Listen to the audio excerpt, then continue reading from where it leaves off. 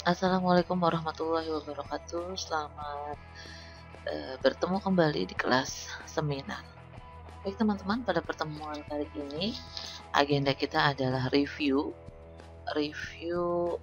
bab 1 ya.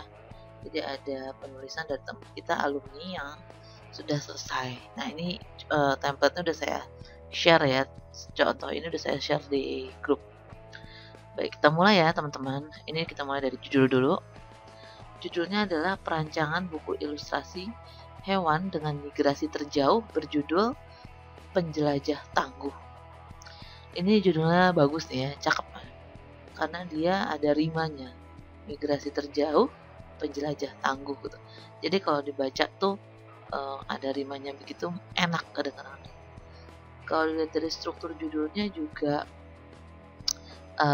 cukup baik, bukan cukup baik ya, maksudnya judulnya ini nanti judul itu kan memperlihatkan isi dari tulisan kita gitu ya. Apakah benar ini tentang ilustrasi hewan migrasi terjauh gitu ya. Nah, kita akan mengujinya, nanti kita lihat di bab satunya. Kalau begitu nanti di bab satunya akan berisi mengapa hewan dengan migrasi terjauh ini diangkat gitu ya. Karena di bab satu kan ada 3 bagian yang akan dijelaskan. Pertama latar belakang, kedua tujuan penelitian, dan ketiga adalah rumusan penelitian.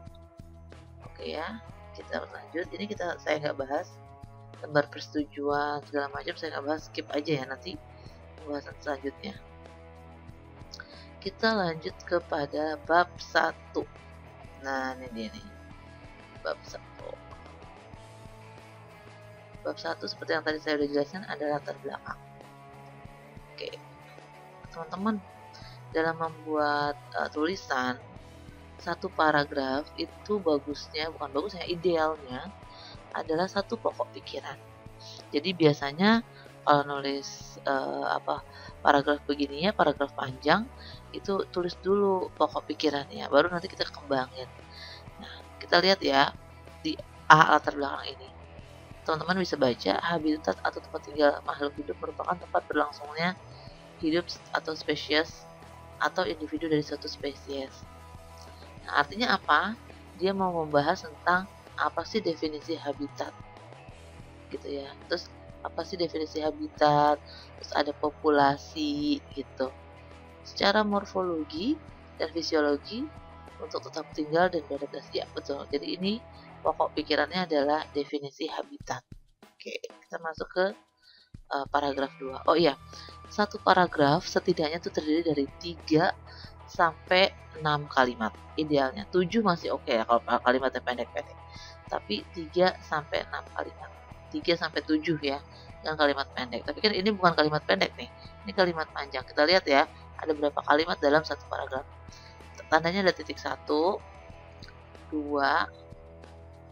3. Jadi cuma ada 3 kalimat, tapi nggak apa-apa, ini ideal ya. Kita lanjut paragraf 2. Menurut Nurdiansyah, migrasi adalah, nah ini dia udah masuk ke dalam migrasi, definisi migrasi. Ya, atas itu adalah habitat, bawah itu migrasi. Migrasi adalah definisinya ya. Terus fenomena migrasi gitu ya. Kita lihat lagi jumlah halamannya. 1, 2, 3, 4. Nah, ini halaman kalimat yang ini kalimatnya ada 4 kalimat. Yang terakhir ini kalimatnya sangat panjang. Kalau sebaiknya teman-teman menghindari kalimat panjang, karena kalimat panjang itu jadi cenderung membingungkan ya. Coba kita lihat ya. Beberapa melakukannya dalam kelompok besar atau kelompok kecil. Harusnya titik aja nih. Beberapa migrasi berlangsung dalam kurun waktu singkat, namun ada juga bermigrasi dengan rentan waktu tahunan dengan jarak ya. Ini bisa dipecah jadi 3 kalimat loh. Ya misalnya ngomongin beberapa migrasi, titik di sini ya. Jarak rute gitu kan bisa dari situ ya. Jadi ini pokok pikirannya udah oke, tinggal nyusunnya ya, nyusun kalimatnya. Jadi kita lanjut ke paragraf selanjutnya. Beberapa hewan yang melakukan perjalanan jauh untuk migrasi adalah, dia berarti hewan-hewan yang melakukan perjalanan migrasi. Nah, di sini ada 3 hewan ya. Dan teman-teman diperhatiin ya, ini setiap paragraf dia itu mencantumkan referensi. Ini penting ya, memang begitu. Jadi setiap paragraf itu satu referensi. Ini ada terus ya. Tuh ya, mulai yang paragraf 3 ada 3 referensi tuh ya. Sekarang masuk paragraf 4 ya. Paragraf 4 dia mau ngomong apa? Dia mau ngomong tentang ilmu pengetahuan dan penelitian terhadap konservasi apa tuh? Tentang terhadap migrasi. Jadi kaitan antara perkembangan ilmu dengan migrasi hewan. Ya, jadi di mana kita bisa lihat bisa meneliti migrasi hewan gitu ya. Oke. Ini kita belum nemuin masalah ya, yang namanya latar belakang harus ada masalah. Masalah itu apa sih? Masalah itu adalah paling gampangnya ya, realita dan ideal ya. Realitas dan idealisme. Yang idealnya tuh kondisi idealnya gimana, tapi kenyataannya gimana. Sebetulnya begitu aja udah jadi permasalahan ya. Nah, dari perkembangan ilmu terus dia baru masuk di sini nih ya. Ini kalau menurut saya ini udah permasalahan ya. Kemajuan dalam perkembangan ilmu pengetahuan dan penelitian, khususnya migrasi, tidak diiringi dengan respon minat masyarakat. Tuh, ini udah masalah. Jadi ada migrasi hewan tapi masyarakatnya nggak respon gitu, nggak minat. Ini masalah. Kemudian ada penelitian dari Wiryono, kurangnya pedulian masyarakat. Jadi kurang kepedulian masyarakat ini juga masalah. Apalagi berdampak pada kurangnya pengetahuan. Jadi minatnya nggak ada minat, nggak ada kepedulian, akhirnya berujung pada kurangnya pengetahuan. Kemudian terakhir ketidaktahuan. Jadi akhirnya kalau nggak tahu, ya nggak paham betapa pentingnya keberadaan lingkungan atau habitat. Jadi balik lagi ke paragraf 1, yang ingin ditekankan adalah perlunya pengetahuan terhadap habitat hewan. Oke, paragraf selanjutnya. Selain karena kurangnya minat, ini masih ngomongin masalah berarti ya. Data statistik dikeluarkan UNESCO, Indonesia ada di peringkat ke-60 literasi terendah. Dia mau meng-highlight itu ya, menggarisbawahi bahwa kurangnya pengetahuan ini salah satunya dibuktikan oleh peringkat ke-60 gitu. Selanjutnya, di sini dia udah cerita tentang penelitian terdahulu, rekam jejak observasi penelitian hewan. Nah, ini penting ya teman-teman.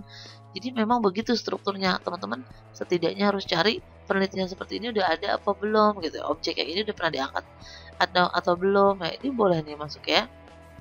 Selanjutnya masih ngomongin migrasi hewan ya, yang akan diangkat di Indonesia. Oh, ini masalahnya yang ada di Indonesia. Karena di Indonesia ini tidak mengenal 3 jenis itu. Ya, binatang-binatang itu nggak ada di ini, makanya ingin diperkenalkan gitu. Supaya anak-anak paham. Ini masih di sini ada masalah juga. Apakah permasalahan harus ditaruh di dalam satu paragraf? Enggak juga. Dipecah menjadi beberapa paragraf juga nggak apa-apa. Jadi yang penting di latar belakang itu ada kondisi ideal, ada kondisi realnya. Nah, kondisi real itu adalah masalahnya. Oke, kita lanjut.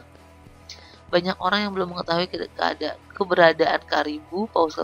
Ya masih masalah ya. Ini masih ngomongin masalah. Oke, pentingnya karena nggak tahu maka harusnya pakai ilustrasi gitu. Intinya gitu. Jadi bahwa ini udah mau merujuk pada kebutuhan media apa nih gitu. Kalau misalnya ada masalah kayak gitu, solusinya apa? Nah, solusinya memang betul kita harus kaitkan dengan media. Karena ini nggak ada hewannya di Indonesia, nah perlu nih orang-orang atau anak-anak juga paham gimana caranya buku ilustrasi. Ini udah solusi ya. Pada saat pengumpulan data, observasi. Nah, ini cara pengambilan data atau cara memperoleh data. Ini udah dijelasin sama penulisnya. Ada observasi, ada wawancara ya. Observasinya Perpustakaan Nasional. Kemudian di mana lagi nih? Buku-buku yang ya ini di Perpustakaan Nasional ya. Kemudian di Depok, terus ada di sini dia melakukan wawancara juga Ini waktu dan tempat penelitian ya, yang ini waktu tempat penelitian. Kalau yang atas tadi itu cara mendapatkan data, ini waktu dan tempat penelitian. Teman-teman jangan sampai lupa ya, ini saya sering banget dapetin teman-teman yang lupa naruh waktu dan tempat penelitian. Caranya begini ya, tapi ini saya mau koreksi sedikit, kata bulan ini dihilangkan, karena Maret itu artinya bulan. Jadi penelitian dilakukan di Depok dan Jakarta terhitung dari Maret 2020 sampai, nah lupa nih kayaknya nih anak. Harusnya kalau yang terhitung itu Maret sampai kapan gitu. Jadi kalau waktu dan tempat teman-teman harus begitu caranya. Penelitian ini dilakukan misalnya di Jakarta dan Bali gitu misalnya dari Agustus 2021 sampai Desember 2021 misalnya begitu. Selanjutnya narasumber wawancara berarti. Dia ada studi pustaka, observasi, wawancara, macam-macam. Nah, saya agak salut juga ya sama mahasiswa ini, mewawancarai profesor ahli imigrasi hewan ya dari University of North Carolina. Ya saya yakin nih kayaknya baca-baca penelitiannya profesor ini kemudian di WhatsApp, di email ya dan dibalas.